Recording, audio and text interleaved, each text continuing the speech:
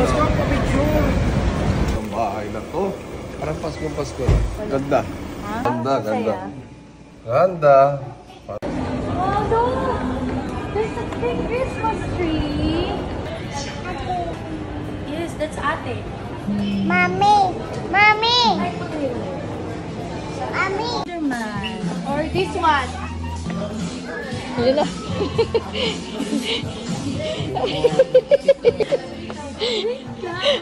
Guys, si ate yan.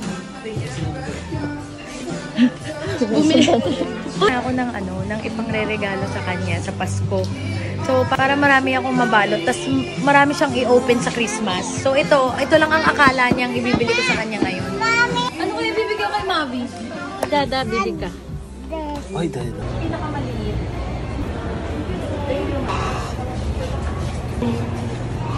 Good luck! Oh, you try. Puti lang. Yeah. I'm hooked. You're hooked? So, mga babies, alam niyo naman ako pag buntis, ayoko naglalakad. So, ang tagal ko nang nakikita yung ganito, hindi ako bumibili. Ngayon lang, dahil saktong-sakto magsha-shopping ng mga pang Pasko. So, kailangan ko to. Kawawa yung mga kasama ko kasi habulin nila.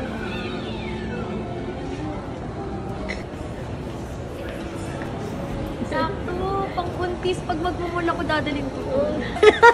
Hindi kasama to, hindi kasama.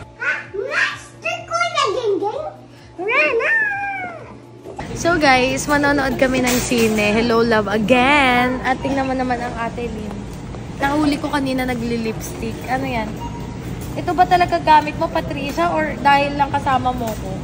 Patricia, talaga. Yan talaga gamit mo. Di ba nahuli ko siya, gaganyan-ganyan dito sa ano. So nag-ano lang kami, nag-grocery muna kami saglit. Tapos, dediretso na kami para manood ng sine. Kasama ko si Ate Lynn, si Ate Lani, si Ate Carmina Marasigan. Ito pala mga babies ay Demeter and Aphrodite. And tingnan nyo to. Wilkins and Pampers. Nasa kanila na ako. Endorser na nila. Si Milak. Baka naman. Napanood mo ba yung Hello Love Goodbye? Hindi pa. Eh, ba't ka manonood nung Hello Love again? Alam mo na. Ikaw, napanood mo Hello Love? Hindi pa po. Ikaw? Ako syempre napanood ko. Catherine. Ako hindi talaga. So, natripan nyo lang to? Napasama lang ako sa kanila. Pero ako pinanood ko talaga yan. Kasi, ito yung kasunod nung Hello Love Goodbye. Part 2. So, pakita muna natin ang mga OOTD natin. So, guys, ito yung aming mga OOTD. Oh.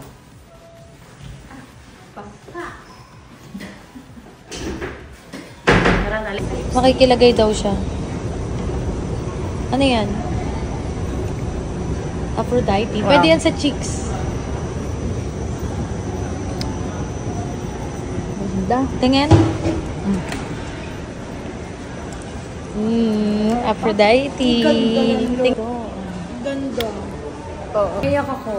Sa Let's Go Back. Ikaw, titawa ka ng tawa dun sa nakakaiyak na part. Kasi kasi hinahanap ko si Marta. Hinahanap ko si Marta. Saan si Marta? Sabi ni Ma'am Pat, ay, hindi niya naintindihan. Sabi niya.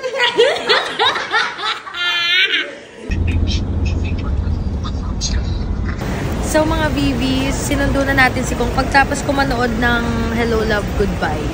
Ay, Hello Love Again. Ay, ayun. Pasko pa picture. Labo. Abote mo. So guys, yung gustong-gusto kong kamote sa Don Quixote. Baka daw yung kamote. Gustong-gusto ko magpunta ng Japan kasi nga yung kamote sa Don Quixote. Love, paglabas mo daw, sabi ng matatanda, halatan na si Carlo Aquino. May mga nagpapapicture kasi kay Kong. Ngayon sabi ng matatandang naghihintay, si Carlo Aquino, tan na. Uy, ito talaga gustong-gusto ko sa Japan. Sa Don Quixote, sobrang tamis nito. Sobrang sobrang init. Hindi na mainit yan. Pagod na, parang mo na to ah. Tamis niya kasi yung habol ko dito eh. Ang tamis talaga niya, tsaka ang lambot. Kahit di na ako mag-Japan, okay na ako. Natikman ko na. Ay, kamote sa Pinas. Sana makahanap ako ng kasing tamis ng kamoteng to dito para hindi na ako mahirapan. Ano, hanap ko ng anak mo eh. Talaga? Where's daddy? Sabi ko nandiyan na mamaya. Dito na bukas pag-gising mo. Lagi niya ako hinahanap. Where's dad? Kaya nga tumatawag ako. Naalala ka niya siguro na may isang nawawalang tao sa bahay. Yung ganun. Tao talaga, hindi yun. As in, daddy niya, hindi parang may taong... Asan yung ano, yung isang lalaki dito sa... Wow! Ganda naman ang bahay na to. Parang Pasko na. Ganda. Ha? Ganda sa labas.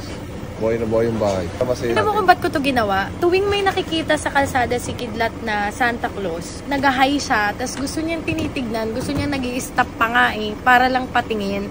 May kapitbahay kami, meron hindi sila tinatanggal na Santa Claus. Umi-stop kami ng golf cart doon, tapos nag-hi siya kay Santa. Kaya ang pinaka gusto ko yan, nagpalagay ako ng mga Santa, maraming Santa sa bahay. May Santa na siya sa bahay. Nararamdaman ko ulit yung bata ako. Diba? Yung tayo rin na-enjoy natin, kasi diba?